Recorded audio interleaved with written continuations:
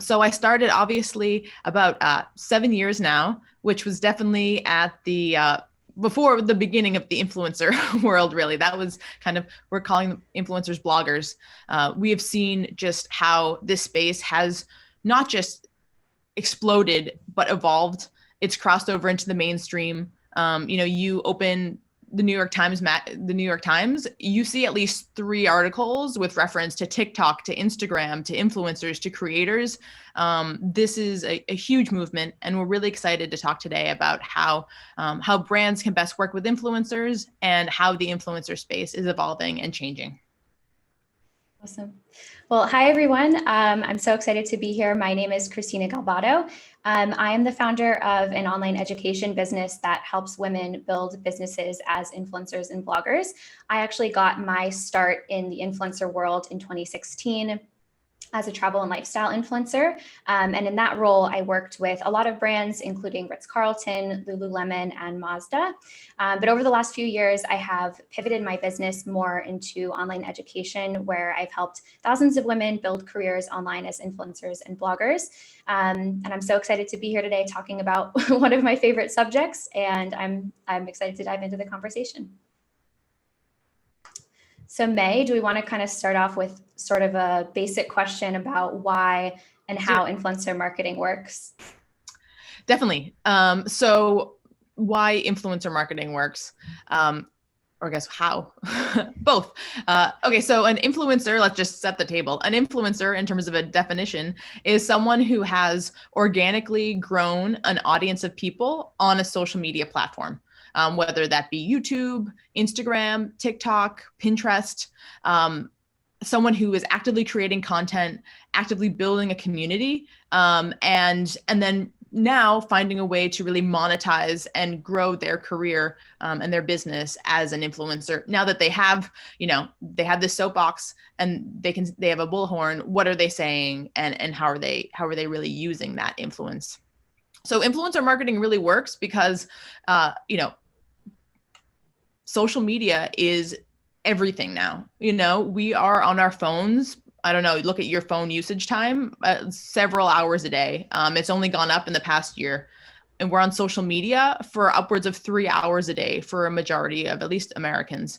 And we're spending a lot more time on our phones and with either real friends or people who feel like friends because we follow them and we follow the content that they create.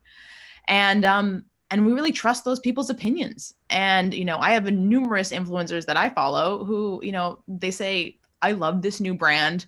I love this new sneaker. I love this new vegan recipe.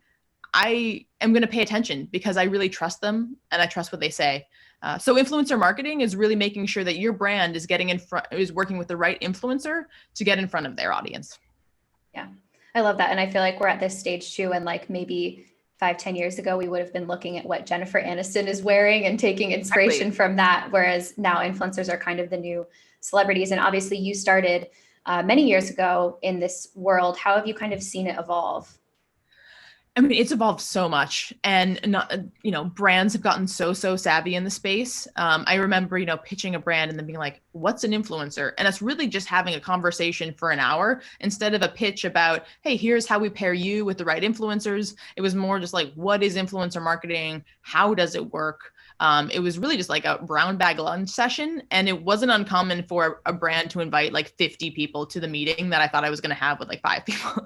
So now flash forward, you have brands who they come to talk to, obviously, they're like, we are so all in on influencer marketing. Our CEO is an influencer. We want to have an influencer ambassador program. We want to have so many micro influencers we work with. We want all the content on our site, all the content on our ads, all the content in our stores to be with influencers.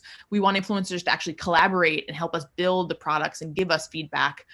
So it's really night and day because these influencers have such sway and they've really built these real communities, and people trust what they say. I'd love to hear from your perspective, Christina, how you've seen the space change.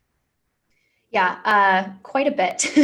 I mean, one of the first things that kind of stands out to me is, like you said, brands' willingness to get involved in influencer marketing. But also being more savvy about the types of influencers that they want to work with. I feel like when I started in 2016, it was kind of this environment where if you didn't have, 500,000 followers, brands didn't want to touch you. And now brands are becoming more attuned to the fact that actually micro influencers, influencers with under like 50, 70K, depending on your definition, are actually really, really powerful because they have the ability to curate a really tight knit community. And they're seen as more of like, that aspirational friend that always like has the know-how and the best tips rather than like this kind of celebrity figure that you kind of get into being when you have 1 million plus followers. So that's sort of one of the biggest ways that I've seen it change for sure. Yeah, definitely. I've really seen it grow up in terms of like, you have marketing people in the room. It was not like, it used to be like, oh, we have 5 interns, like let's go DM some people. Yeah. And like, well, actually, no, this is a marketing channel. You need a marketing strategy instead of placing one large bet on someone like a Kim Kardashian, who literally everyone was talking about, working with 7 years ago. Right. Let's instead work with 200 influencers who all have 30,000 followers, but their followers are like our exact target consumer. And then let's see of all of those posts, which ones perform well and why. Just an anecdote, but we work with Chanel, and you have an influencer who has 11,000 followers, but every time they post, one Chanel handbag is sold. And the brand's like, this is the perfect audience for us.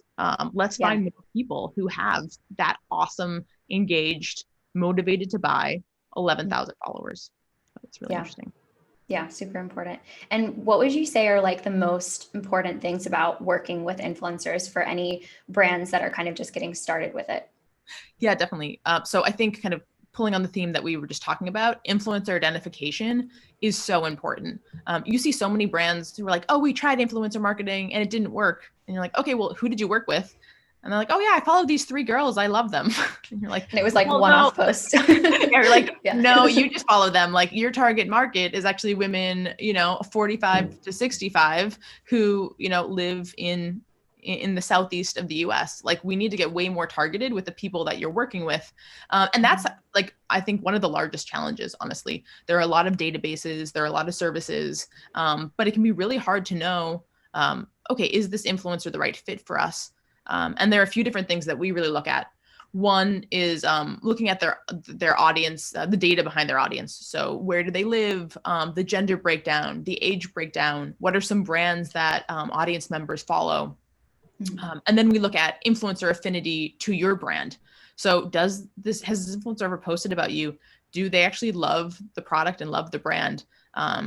Some people are like, oh yeah, that's like a nice to have. No, it's really a need to have because audience members can tell when someone is just like, I'm in this for the paycheck, or I'm so excited to work with this brand. And the performance is actually significantly higher when you have an influencer who really likes the brand they're working with.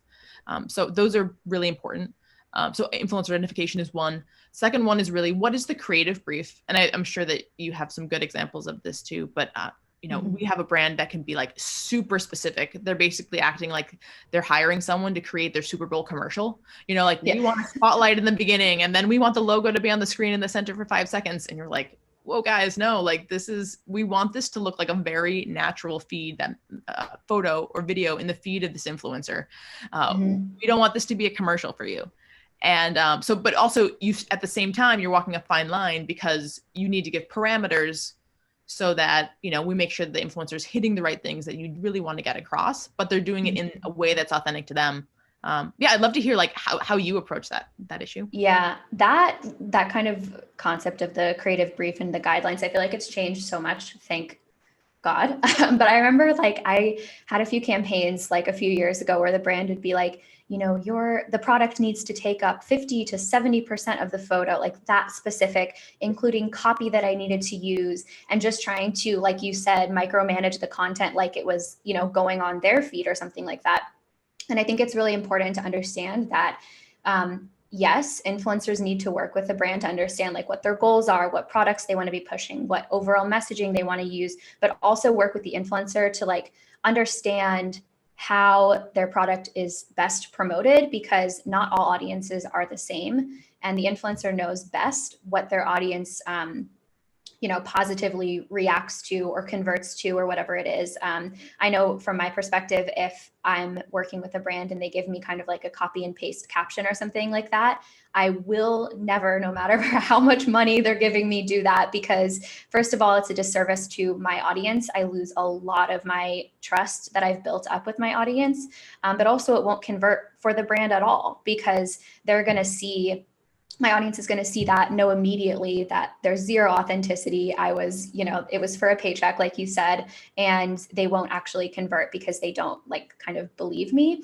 One of my best examples of this is, if anybody listening follows Tana Mongeau, I know she's like a very controversial YouTuber, someone that probably a lot of brands wouldn't want to work with, but the brands that do work with her understand that she's going to need to promote the brand in her way. And it's filled with swear words and inappropriate stuff, but they trust her enough that when they do work with her and allow her to have that creative freedom, she's going to generate millions and millions of dollars for them. So I think that's kind of an extreme example, but a good one. Yeah, that's a great example.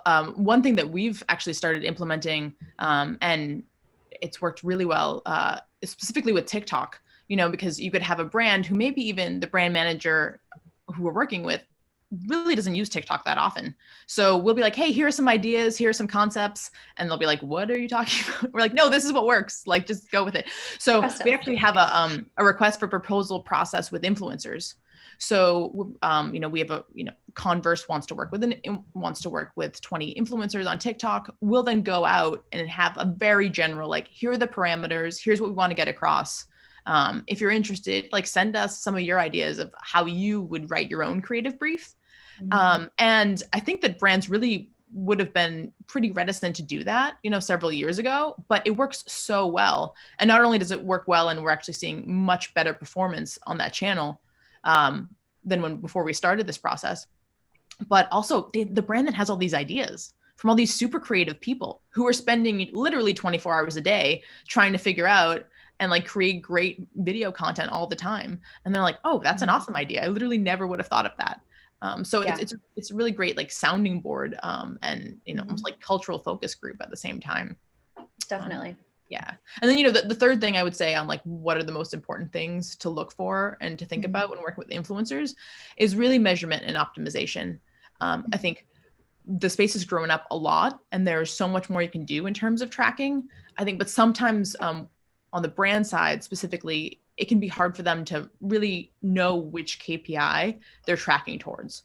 We'll sometimes hear, okay, we really want engagement. We really want to focus on, just having awesome content and having these influencers really get their audiences to know more about our brand and why they love the brand. And then they'll be like, oh, but we also want to drive sales and we have this promo code. And we're like, okay, there's really room for one call to action. The general rules of marketing still apply. So we can't just have a caption that is super long with 3 calls to action. And we're not going to get them to sign up for a giveaway at the same time. So it's really important to, do separate campaigns with separate KPIs. So we can also choose the right influencers. Some influencers have a super engaged audience, but the reach isn't going to be as high. And then we have other influencers who can drive crazy traffic, but, it's they not just won't convert. Yeah. So I think it's really having a brand understand that, and you're not going to do everything within the first campaign. A lot of optimization needs to happen. For sure. Yeah. How do you think about, just measurement and how you're optimizing just, your own post for your channel? Yeah. I feel this is what I feel like brands struggle with the most to wrap their head around, is how do I measure the money that I'm putting into this? Mm-hmm. And I feel like you said, there's quantitative ways to measure it. But when I'm doing a campaign, I'm more looking at qualitative metrics. Mm-hmm. And especially with a lot of my content, I'm looking at saves and shares. I'm not looking at really likes anymore, because those have just gone out the window. It's more important to focus on saves and shares, in my opinion. But I'm focusing on, how many DMs I'm getting from people being like, hey, I got this product. It was amazing. Thank you so much for, recommending it to me. Those sorts of metrics kind of give me a good indication of how my audience has received something. And I think it kind of also brings me to this point of what are the things that I look for as an influencer? And I think one of the biggest kind of things is a brand's willingness to, be open to longer term partnerships. So meaning not just like a one-off Instagram post, because the problem with one-off Instagram posts is, first of all, from my perspective as an influencer, I am losing my audience's trust. If I'm just posting about a bunch of random brands one time, there really, to me, is not a lot of integrity in that. I know that I will lose my audience's trust. And also, I don't know about you, but I have never like seen one Instagram post on something and been like, oh, I'm going to go buy that, right? Like I have to see it multiple times. I have to hear about an influencer's experience with it, personal connection, like them, showing it multiple times within a month. So for me, something that's really important is having the brand understand, like, if we're going to work together, this needs to be a longer term thing, whether it's 3 to 4 months, posting about it multiple times, because I know if I'm in integrity that I can't deliver the brand 4 times return on ad spend from one single mention on my story. That's like, hey, new product, swipe up. Like it doesn't work anymore. In my opinion, I think there's just so much content and noise on Instagram that it really does take, it takes more. Yeah, I think that can be difficult for brands, because a lot of brands come to us and they're like, we want to test this out. And it's hard to be like, okay, let's test it with a long-term relationship. So we're like, let's test with, 3 separate campaigns with very clear KPIs. Let's like get you comfortable with this. And then, the best way to actually work with influencers is finding the right people over the long term. We have one very large beauty client, and they've actually seen that since we've rolled out their long-term ambassadorship program, they've actually seen a 35% increase in the amount of content the influencers are creating compared to the creative brief. So before it was like, let's do the minimum. I'm excited to do the minimum. Now it's like, let me post all the time because I'm so excited to be part of it. And then their audiences are so excited too. Like, I'm sure that you see this when, your followers are like, no way, that's awesome. Like, I'm so glad that you like landed this contract. Like, it's just this really, like really cool virtuous circle. Yeah, totally. And one of my kind of partnerships that I do on a long-term basis is with a female-founded CBD brand. And we're in sort of a longer-term partnership. And it's so fun because I love the brand so much. And I can incorporate it into like my daily routine that I'm showing on stories and all these different places. And so it does become more exciting for some reason when it's a longer-term partnership. And yeah, I agree. Yeah. And how do you think about, where you're posting? And on what channel, and how and when, with these like longer term programs? Yeah, I think that's another big thing that I look for. And I mean, luckily, I feel like in my business right now, I'm in a place where I can be a little bit more picky. So I am coming from the perspective of being more selective with my brand collaborations. But I think it's really important to kind of diversify the channels that you are sponsoring content on as a brand, working with an influencer. So obviously, Instagram posts are great. I think kind of the issue with Instagram posts is that their lifetime is about 48 hours. I always try to get brands to understand that incorporating something like a blog post or a podcast sponsorship, something like that is more evergreen, can be discovered for years and years. That's going to give them more of a long-term ROI, because unlike an Instagram post, someone can find my, SEO optimized blog post about, the best CBD brand like 2 years from now.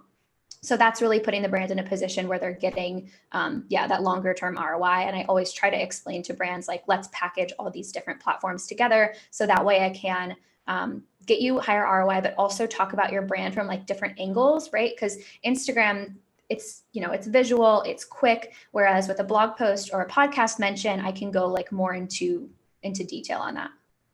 Yeah, I think that's a great point. I also think that what is the saying that, with Coca-Cola, 10% of their overall customer base makes up for 90% of their sales.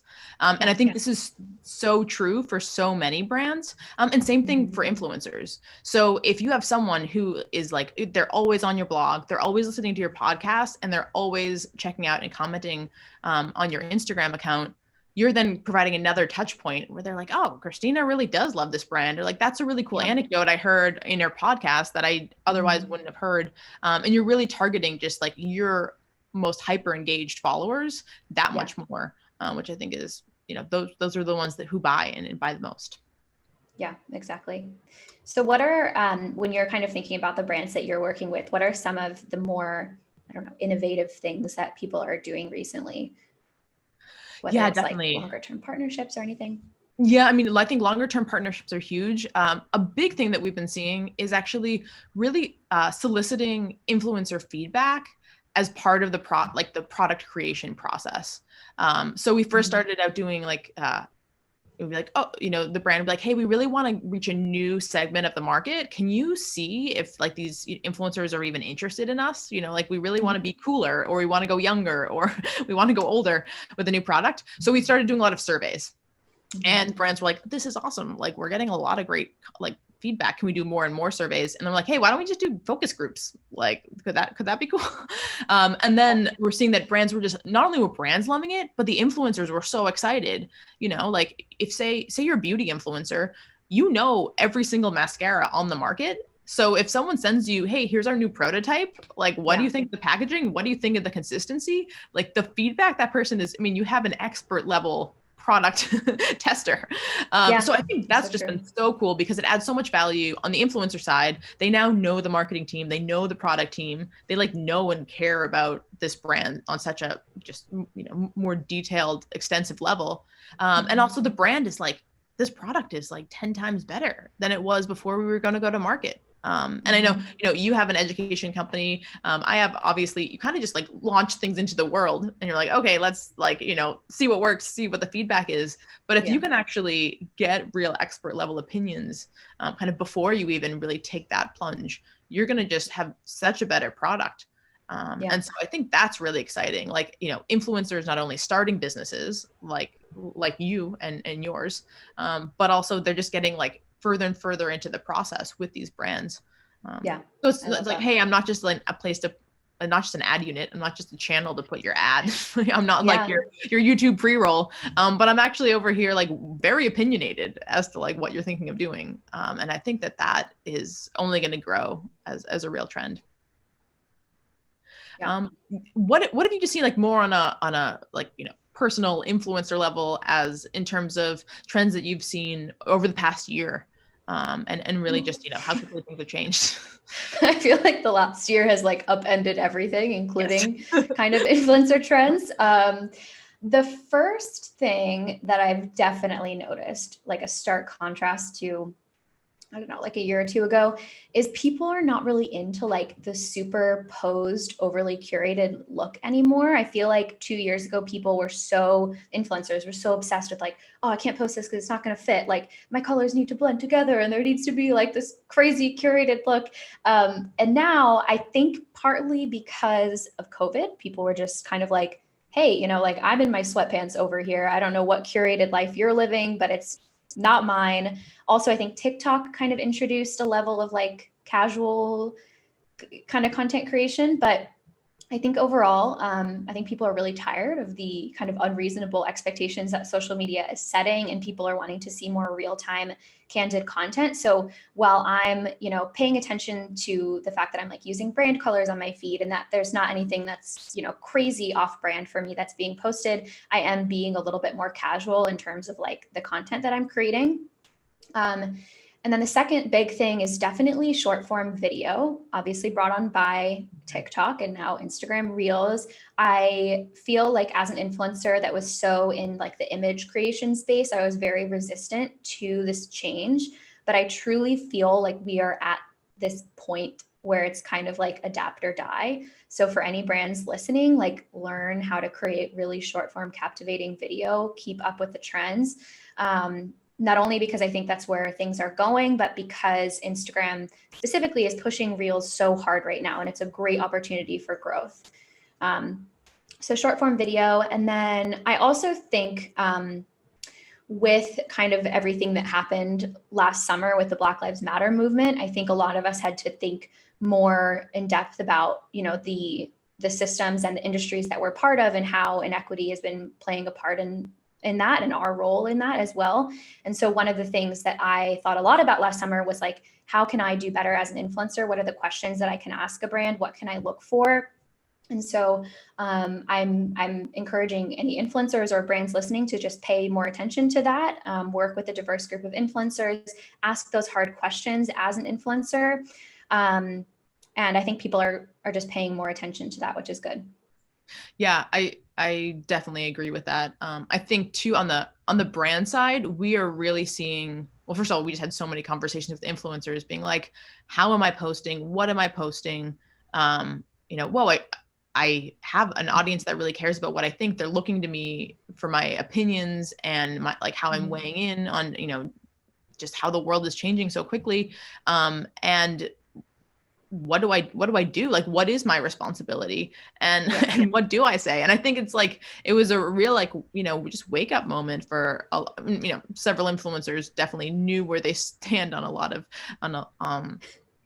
different issues. But I think too, just like, am I working with the right brands? Do the brands that, I care about, do they care about the same things that are important to me? We really started actually having those conversations with brands. And I think sometimes they were a little taken aback. They were like, hey, actually, like, our influencers, we identified an awesome group of 500 influencers who are excited to potentially partner with you. But, they definitely have several questions like, can we get on a call with your PR team? We think this is just going to really like help. And like, the brand's like, whoa, okay, this is a really actively engaged group of people who take their role in society seriously. So I think that's been great. I have really seen brands really try to like, and are actively diversifying the influencers that they work with. And I mean, like 5-6 years ago, we'd have to be like, this isn't like a runway model shoot. We can get people with different body sizes, with different races, with different background stories. Social media is really a place to work with real people. So, and these are real people who have built these audiences organically. Let's use that to our advantage. And we're really seeing brands lean in and like come to us with like, here are like, an outline of stats we want to hit. Like and not that it's like so prescriptive. It's more like, we're really serious about this. This is really, really important to us. So I think that's just been a real silver lining, and seeing like, okay, this is cultural change. So. Yeah, absolutely. I love what you said too about influencers being more cognizant of the influence that they do have and speaking up about social issues. That's definitely something we saw this year. I think a lot of consumers of influencer content kind of saw, certain people not say anything or kind of take an indifferent opinion on certain things, and that kind of silence was louder than anything else. So definitely a change I saw this past year. And to your point about video, I like before I started the company, I was running social media and setting up social media strategies for brands, and just really saw firsthand how it was a struggle to do video content. And it is like, it's still the case. It is extremely difficult, especially for very large brands. They have in-house capabilities, but they're also outsourcing a lot to agencies. And it can be extremely expensive to do video kind of in the old school way. But it's really important now if you want to grow on social and if you want to have a presence. So we really recommend like, hey, let's get 10 TikTokers. Let's get 10 influencers who are just crushing it at Reels, who are working in your style, who you already have like relationships with. Let's get them on contract and create, 20 assets a month for you. And I think sometimes people don't realize that it's like, oh no, it's basically like you're playing basketball. You have a professional basketball player here. Like, why don't we get them to, to be on your team for a little longer and actually help with your own content? Because it's just, I think people don't realize just the algorithm on Instagram favors Reels so heavily. And it's really, really hard to grow if you're not posting video right now. And then TikTok is just a huge growth opportunity. And you have to be just really tight with the videos that you're posting and the content. I mean, not the content, the quantity. I mean, 5 times a day, let's crank this out. And most brands are like, I can't do a video like Facebook ad. Like, what are we talking about? Yeah. I think we're really going to see people win who can do that. Sorry. Yeah, no, I was just going to say too, I think with creating video, people get very overwhelmed by like it needing to have a certain, quality standard to it when it can be super casual. Like it can just be, really quickly shot on your phone. I think a brand that's doing a really good job of this, if anyone knows of Ryanair, the European airline, budget airline, their TikTok content is incredible. Like, I honestly think their TikTok content is the best part about their entire company at this point. But if you look at their videos, they're just done so casually. You can tell it's just a guy at home, like, you know, doing whatever he wants to do and making it relevant to their brand. And yeah, so it can be casual and easy. I know. I was like, when the shorthand on TikTok for like a mom or a woman is just putting a towel on your head, I think we've reached a place where it's like, okay, cool. It doesn't need to look like a Super Bowl commercial. Like we can, I know. it can be pretty. You can have some cute shorthand, and you can just like have a really funny, cool idea. Yeah, and people love that. It's much more captivating than like the overly curated, edited transitions, and yeah. Definitely. I think it really like widens the space too, just in terms of trends. We're seeing so many brands who I never would have thought would be interested in working with influencers say that this is a major channel for them now. I mean, I'm talking about like, you know, insurance companies, pharmaceuticals, banks, you know, just apps that I was like, I had no idea that you'd be excited about this. But, you know, they've seen real success. You know, like we work with a lawnmower company that's just crushing it in terms of social, and they're like selling out when we launch a TikTok campaign, you know? So it really makes it a lot more broad when you're like, it doesn't have to be like a Vogue level, you know, photo shoot. Like that's maybe not what your potential customers want to see. Yeah, definitely. So what do you think like the most important things for brands and startups listening? What are the most important things for them to know about like where this industry is going? So one, I think it's really important to think of influencers not just as a place to put ads in a feed. You know, like it's important to build relationships with influencers who you know work for you. And that takes time. I think it's really important to build out a network of influencers who are on different channels, you know, who speak to different audiences, and really testing and learning to make sure you're working with the right people. And then like the last thing is really getting influencers involved in more ways than simply, you know, branded content. You know, invite them to your events, ask them to weigh in on new products or new ad campaigns. You know, like we have one client that's all the photos in their stores are with influencers. So influencers keep going in and their fans keep going in and taking photos with their favorite influencer. Like it's just, and then the influencer is so much closer to that brand. So really just think about how you can better incorporate influencers into what you're doing, you know, actually create collaborations or drops with influencers.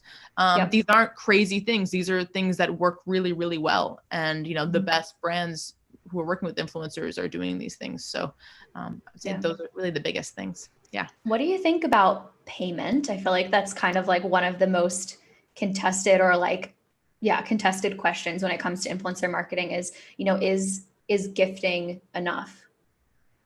Yeah. So, I mean, cards on the table when we first started, we were just like, give us product to get to influencers to prove out that this works.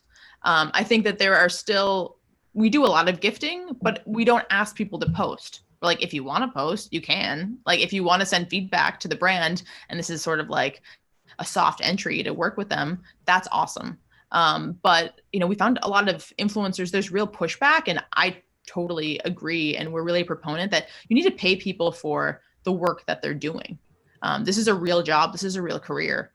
Now, what that rate is, I think, is highly variable depending on, you know, on the person, on their account, on the engagement on the account. And the amount of work and like deliverables they're doing for the brand.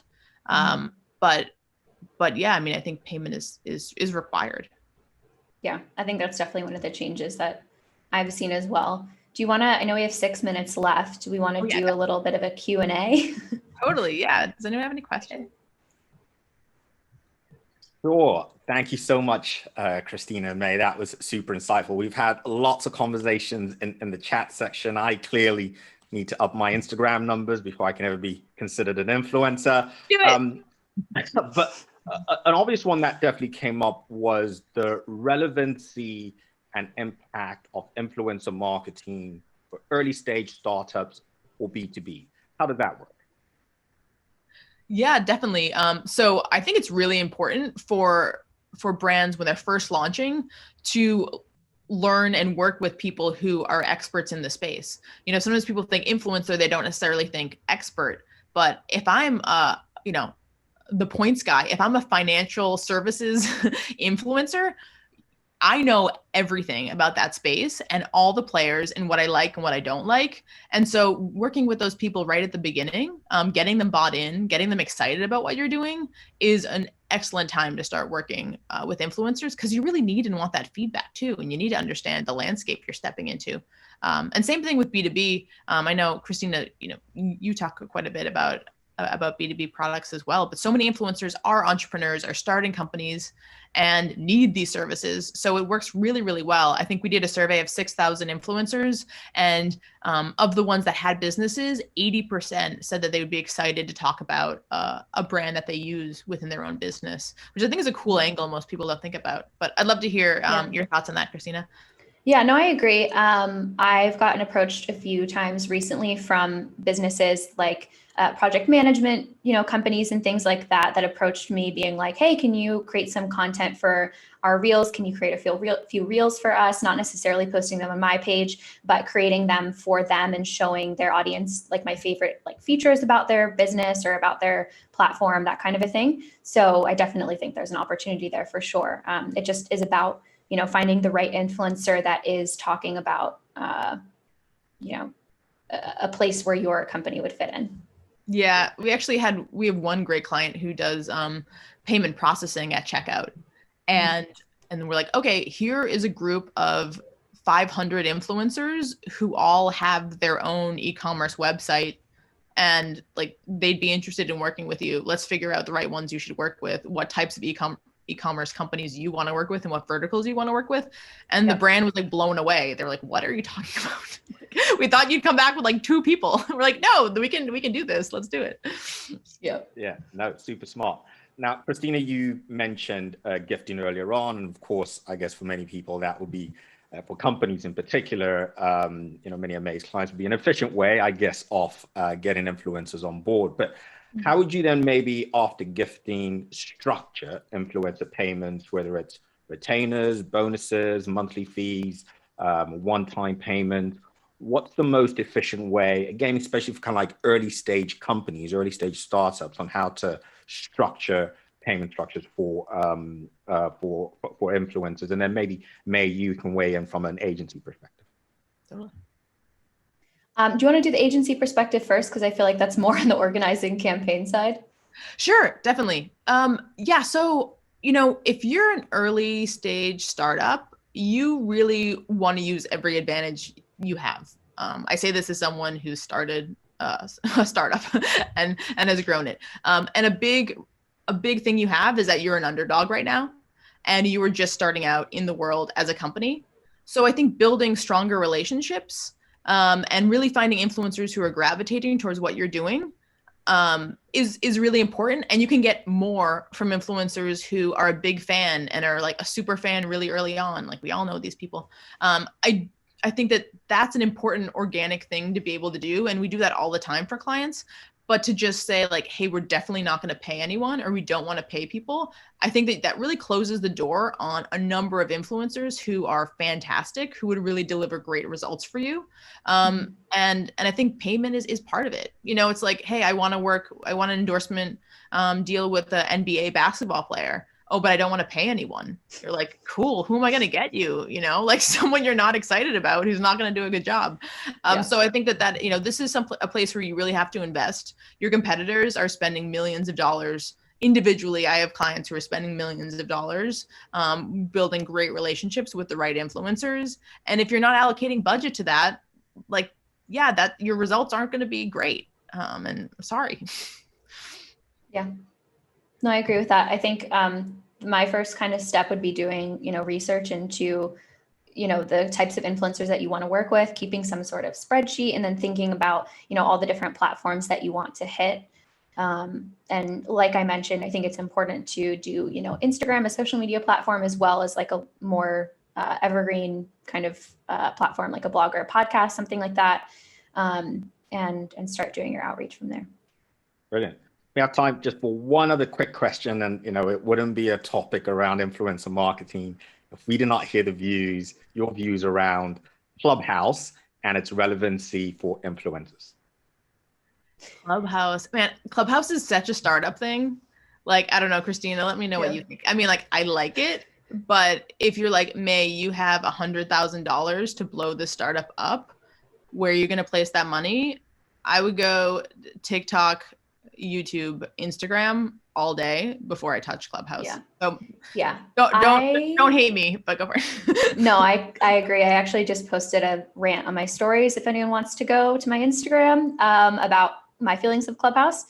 My issue is that the content isn't really saved anywhere. Like, the point of Clubhouse is to really show up as a thought leader, but you can't save the content anywhere. And, you know, as a creator, I'm coming from that perspective, but I think that if I have a certain number of hours in a day, Clubhouse isn't where I'm going, but maybe from a startup perspective, it could be valuable in terms of networking and things like that. And maybe with their monetization strategies, like, it becomes really lucrative for creators. Like, I mean, they're moving quickly, so I'm not ruling it out, but I'm just saying that there are more mature channels right now where I can really show you ROI. There you go. One to watch. Mae, Christina, thank you so much for your insights and expertise on all things influencer marketing. Thank you, everyone, for watching. We'll be back shortly with our next session. Enjoy. Great. Thanks so much. Thank you.